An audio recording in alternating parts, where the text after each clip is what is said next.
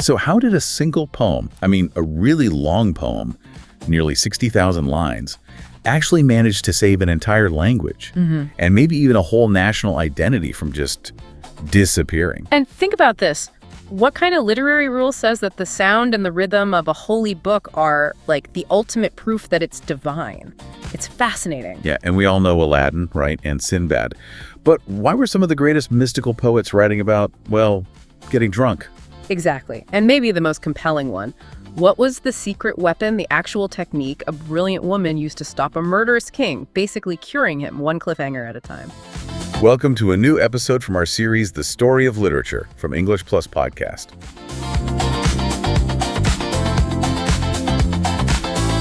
You know, we often hear about the period after Rome fell in the West, and it gets labeled the Dark Ages, sort of this long sleep for Europe. Right, and while there's truth to the challenges Europe faced, that's really only, well, half the picture, isn't it? It absolutely is. Because at the exact same time, another huge part of the world was, well, it was blazing. Just an incredible explosion of culture and intellect. We're talking about the Islamic world, roughly from the 8th century up to the 14th. And the sheer geographical spread is mind-boggling. Yeah, from Spain, right across North Africa, the Middle East, stretching all the way over towards India. It wasn't just conquest, it was a civilization being built. Complex governments, science, scholarship. And the cities. Think about Baghdad, Cairo, Cordoba, Isfahan. These weren't just dots on a map, they were massive intellectual engines. Engines, I like that. What were they producing? Well, incredible things for the time. Pioneering hospitals, for one. Observatories mapping the stars with amazing precision. And maths. They formalized algebra. Algorithms are the foundations of stuff we use every day. And crucially, libraries, right. They were preserving all that ancient knowledge. Huge libraries, yes. Translating Greek and Roman texts, things that were largely lost to Western Europe at the time. But underpinning all of this scientific boom, this cultural energy, How was it? it seems to be this incredibly deep, almost spiritual connection to language itself. A reverence for the written and spoken word. So it wasn't just about function, about communication. No, it was more like a book could be seen as a kind of miracle and storytelling. Storytelling could literally save your life. That's the world we're diving into today. Okay, so 4 pillars you mentioned. Yeah, we'll look at the foundational divine text, then a massive epic that basically saved a language, then dive into some really intense mystical poetry, and finally explore those popular stories, the ones that show the raw power of narrative. Sounds like quite a journey. It feels like this was a civilization that really valued its thinkers, its poets, maybe even more than its generals sometimes. I think that's a fair way to put it. The power of the word was paramount. All right, let's start at the beginning then. Yeah. The absolute source code, you could say, for this whole linguistic focus, the Quran. Exactly. You really can't understand the literature of this era without starting with the Quran. For Muslims, it's believed to be the direct, literal word of God revealed to the Prophet Muhammad. And the name itself, Al-Quran, you said that's key. It's fundamental. It means the recitation. That tells you straight away this wasn't revealed as a book to be read silently. It was spoken, it was heard, it was memorized over 23 years. The sound came first. So the way it sounds, the rhythm, the flow, that's not just decoration. Not at all. It's intrinsic to its power, to its perceived divinity. Hearing it recited is meant to be a deeply moving, almost transformative experience, and this focus on the sonic leads us to a really core concept. Sounds important. You mentioned it earlier, the miracle of inimitability. Yeah. That sounds like a heavy burden for anyone trying to write afterward. It is. It's a huge concept. Ijaz is basically the belief, the doctrine that the literary quality of the Quran, its eloquence, its rhetorical force, its structure is so perfect, so sublime, that no human being could possibly replicate it. Wow. So the language itself is the miracle, the proof. For believers, yes. The very structure of the sentences, the choice of words, the rhythm that's seen as the ultimate evidence of its divine origin, it sets an impossibly high bar. So what happens then? If you're a writer or a poet in, say, 9th century Baghdad, and the ultimate text is officially declared untouchable, perfect, where do you go from there? Does it stifle creativity? That's the fascinating part. It didn't stifle it, it channeled it. Since you couldn't beat the Quran's language, scholars poured their energy into understanding it, analyzing it, cataloging every rhetorical device, every metaphor, every nuance. So it led to a kind of literary science. Exactly. This gave birth to a whole field called Badis, the science of rhetoric. Studying figures of speech, stylistic flourishes, Arabic rhetoric became incredibly sophisticated, incredibly detailed, directly because of the challenge posed by ijaz. So the impossible standard actually drove innovation in how language was studied and used. Right. That's quite a paradox. Yeah. What about the structure of the Quran itself? You said it's not like a story, not linear? No, not at all, like a novel or an epic. It's 114 chapters, or surahs, and they aren't arranged chronologically or by theme. Generally, they go from longest to shortest. And the content shifts around quite a bit. Dramatically. You'll have these majestic, sweeping descriptions of God's power, the creation of the universe. Then suddenly it shifts to very specific legal or moral guidelines. Then maybe a tender parable, or these really vivid warnings about the day of judgment. The voice changes constantly. How does it hold together stylistically then? You mentioned Saj. Yes, Saj rhyming prose. It's crucial. It's not strict poetry with a meter, but it has this recurring rhyme and rhythm that makes it incredibly powerful when recited aloud, almost incantatory. Hypnotic, maybe. Definitely. And that sound, that saj, was vital for memorization, especially in the early days before it was widely written down. It helped ensure the text was transmitted accurately across huge distances. And the impact went beyond just religion and literature, didn't it, in terms of the Arabic language itself? Oh, massively. The Quran effectively codified and standardized classical Arabic. It set the benchmark, the absolute standard for grammar, vocabulary, style. So it created a common linguistic currency across this vast, diverse empire. Precisely. An educated person in Córdoba, Spain, could communicate perfectly with someone in Samarkand, Central Asia, because they shared this common linguistic foundation based on the Quran. It provided the shared themes, the imagery, the moral vocabulary for centuries. Without that, well, the intellectual coherence of the Golden Age would have been much harder, maybe impossible. That's incredible. A single text shaping not just a religion, but the very linguistic glue holding an empire together. But okay, this very success of Arabic, this standardization, it created a problem elsewhere, right? In Persia. A big problem, yes, or at least a potential crisis. Yeah. After the Arab conquest of Persia in the 7th century, Arabic naturally became the language of power, government, religion, high culture. It was all happening in Arabic. So what happened to Persian, to Farsi? It was under threat. Farsi, the native language, had its own incredibly rich history, its own pre-Islamic myths and legends and chronicles. But it risked being overshadowed, becoming just a regional dialect, maybe eventually fading away among the educated classes. The nightmare scenario for any culture losing its language, losing its stories. And this is where Ferdowsi comes in.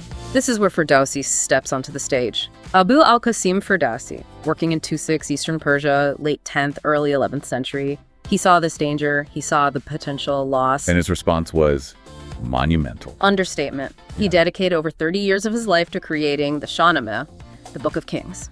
And the scale is just staggering. Almost 60,000 rhyming couplets. That's longer than the Iliad and Odyssey combined, isn't it? Easily. And it wasn't just about length, it was a conscious act of cultural preservation.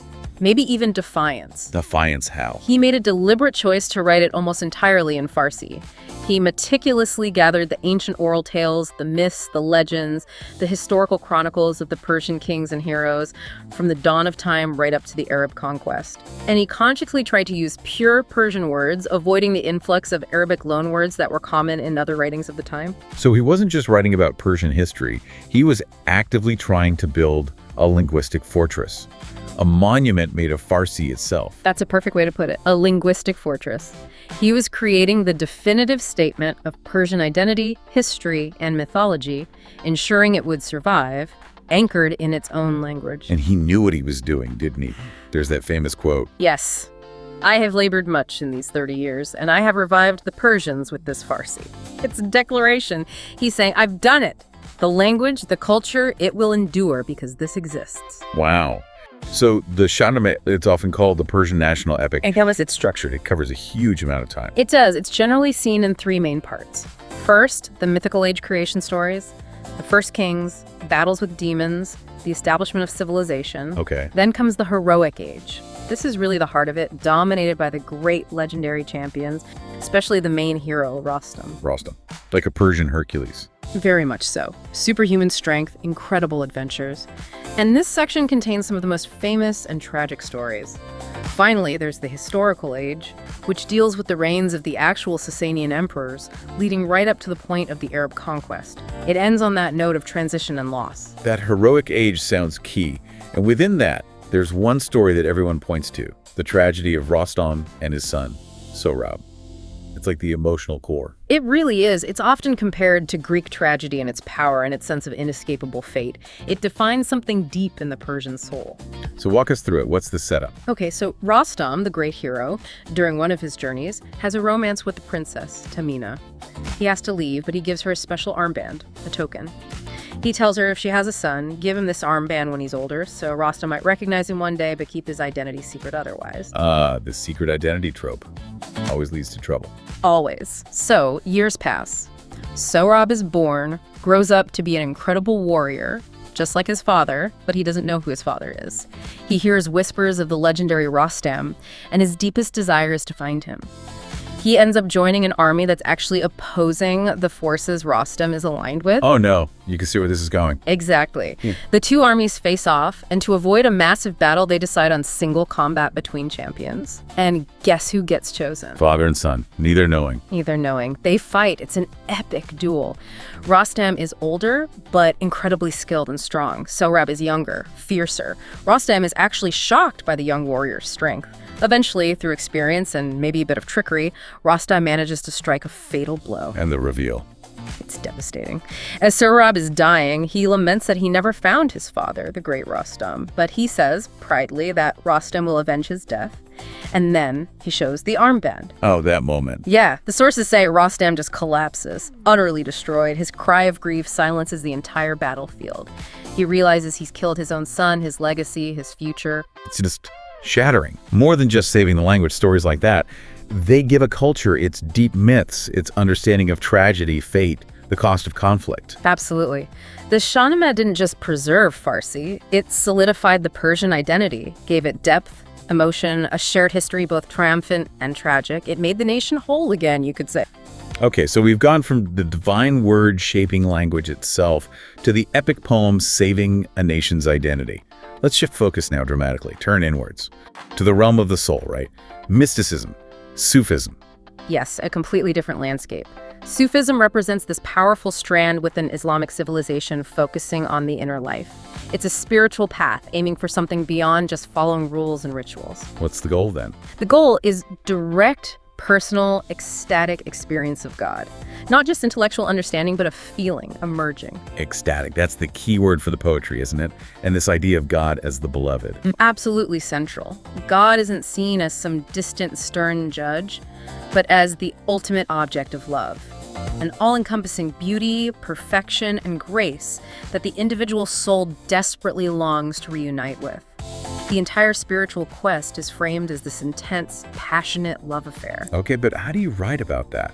About an experience that's supposed to be beyond words, beyond human understanding? That was the challenge. And the Sufi poets responded with incredible creativity, using really daring, provocative metaphors drawn from earthly experience, specifically from love and intoxication. Right, the wine and the lover imagery.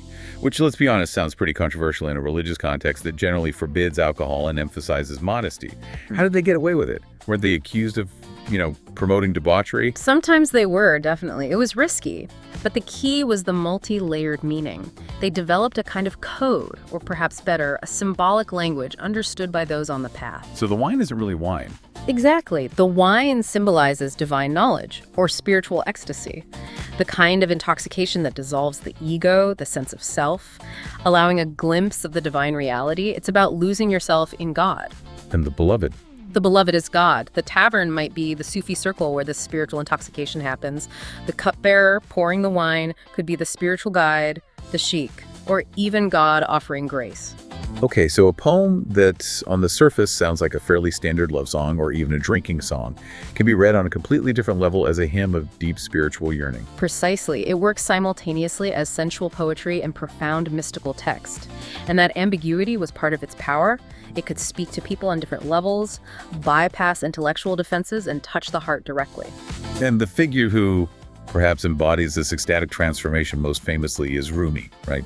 Jalaluddin Rumi. Rumi is central, yes, a 13th century figure. And his own life story is as dramatic as his poetry. He didn't start out as an ecstatic poet. He was a highly respected, rather sober, religious scholar and jurist in what's now Turkey.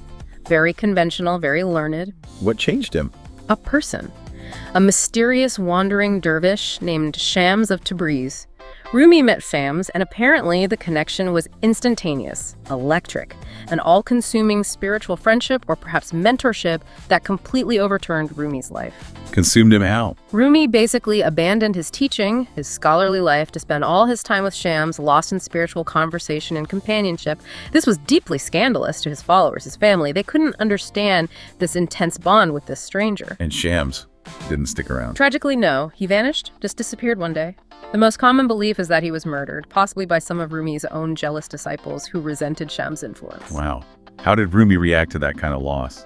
You might expect despair, withdrawal, but instead, this immense grief, this burning longing for his lost friend, his spiritual catalyst. It just broke him open creatively. It unleashed this incredible flood of poetry. Passionate, ecstatic, heartbroken, yearning poetry. So the pain became the fuel. Entirely. He found his true voice not through study, but through love and loss. And that energy wasn't just verbal, it became physical. You mean the whirling? Exactly. Rumi apparently began to turn to whirl spontaneously as a physical expression of his grief, his love, his spiritual searching. This practice, the sema, became the basis for the ceremony of the whirling dervishes. It's the soul orbiting the divine beloved, drawn by love. So his poetry isn't meant to be read quietly in a library. It's meant to be felt, almost danced. It has that dynamic quality, yes. It's full of movement, passion, the feeling of the soul straining against its limits, wanting to dissolve into the infinite, like a river rushing to the ocean. It's about achieving unity. That comes through so strongly. I'm thinking of lines like, I have put duality away. I have seen that the two worlds are one. One I seek, one I know, one I see, one I call. It's just pure union. It's the core message, the transcendence of separation. It's why Rumi resonates so widely even today across cultures and languages. Now, if we move forward about a century, we find another towering figure in Persian poetry, Hafez from Shiraz. How does he compare to Rumi, if Rumi is this rushing river? Hafez is often described as maybe a perfectly cut diamond, where Rumi is all ecstatic flow and passionate outburst. Hafez is about perfection of form, wit, subtlety, and incredible layers of meaning. He's known for mastering a specific poetic form, right? The ghazal. Supreme master of the ghazal, which is, specific lyric form, usually fairly short, maybe 7 to 15 couplets.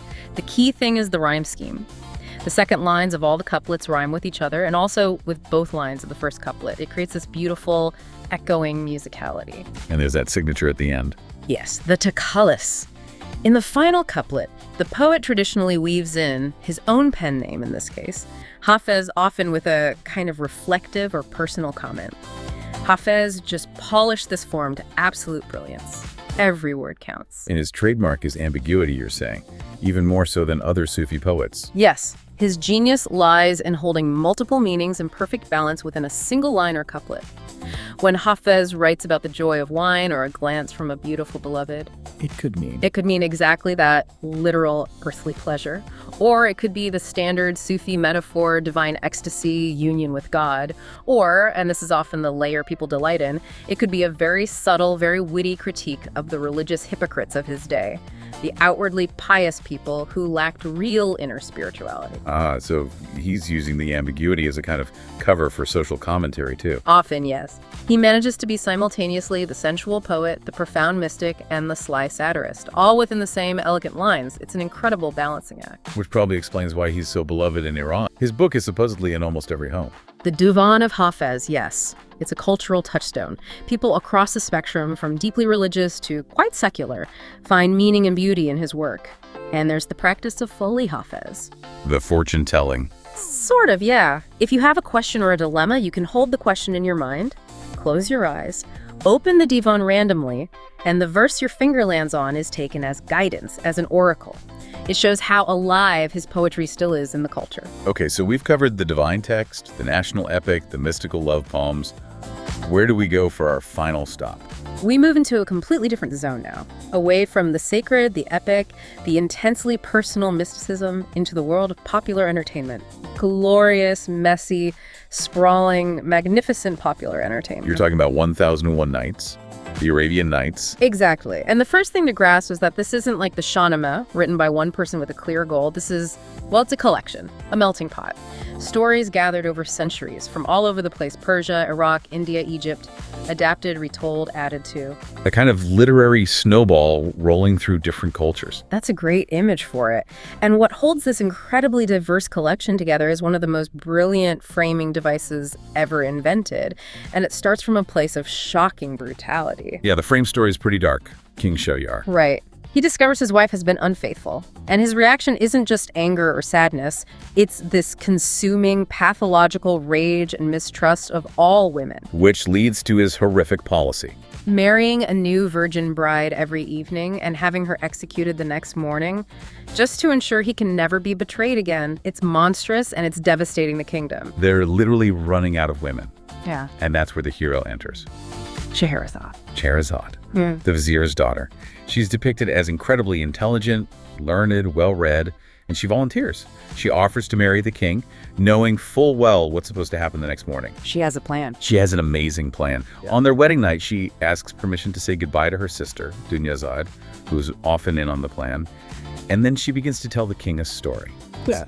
A story. A really, really gripping story. Multi-layered, full of suspense, but just as dawn is breaking, just as the executioner is presumably sharpening his axe, she stops. Mid-sentence. Right at the most exciting part, the ultimate cliffhanger. And the king. The king is hooked. He needs to know what happens next, so he postpones her execution just for one day, just to hear the end of the story. And that's the engine that drives everything. That's the engine. She finishes that story the next night, but immediately starts another, even more compelling one, leaving him hanging again at dawn.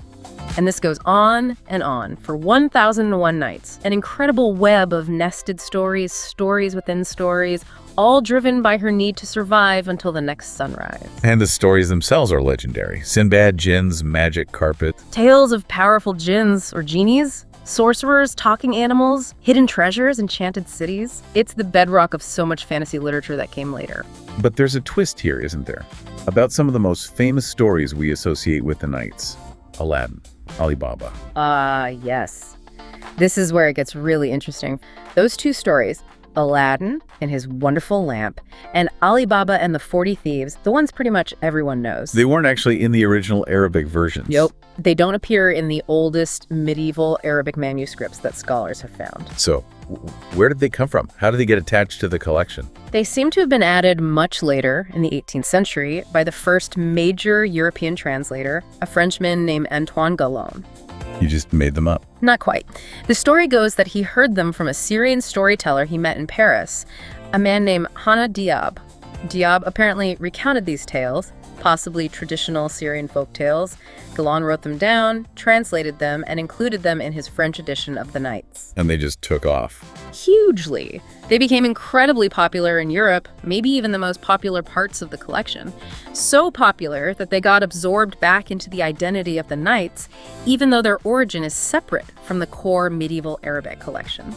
It's a fascinating example of how translation and reception can reshape a text. That's amazing. The most iconic stories are basically, well, 18th century editions that went viral. Yeah. But putting that aside, the real power lies in Scheherazade herself and why she's telling these stories. It's not just entertainment, is it? Not at all. She is absolutely the hero of the whole thing. Her storytelling is a strategy, yes, for survival, but it's also presented as a form of therapy, a way to heal the king. Heal him how? Think about the stories she chooses. Over those 1,001 nights, she's not just telling adventure tales. She weaves in stories about justice and injustice, about mercy, about the consequences of rash decisions and tyranny, about wisdom, about empathy. She's subtly educating him, rehumanizing him. So the act of listening, of engaging with these narratives, changes him. That's the implication. By forcing him to follow complex plots, to care about characters, to anticipate outcomes, to reflect on moral dilemmas night after night, she's slowly rebuilding his capacity for reason, for compassion, for trust. She's talking him down from his trauma. It's narrative as medicine. Exactly. And it works. The frame story concludes with the king completely transformed. He recognizes Scheherazade's wisdom and courage. He sees the error of his ways. He revokes his brutal decree and makes her his beloved queen. Order and sanity are restored to the kingdom, all through the power of storytelling. It's the ultimate proof of concept for the power of a good story. It literally saves lives and redeems a society. Couldn't put it better myself. So if we look back over this whole journey, from the Quran setting the linguistic and spiritual foundation, to Ferdowsi building that linguistic fortress with the Shahnameh, then the intense inward journey of Rumi and Hafez seeking divine union, and finally Scheherazade using narrative itself as a life-saving, world-changing force, you really get a sense of just how central language and story were to the civilization. It permeated everything.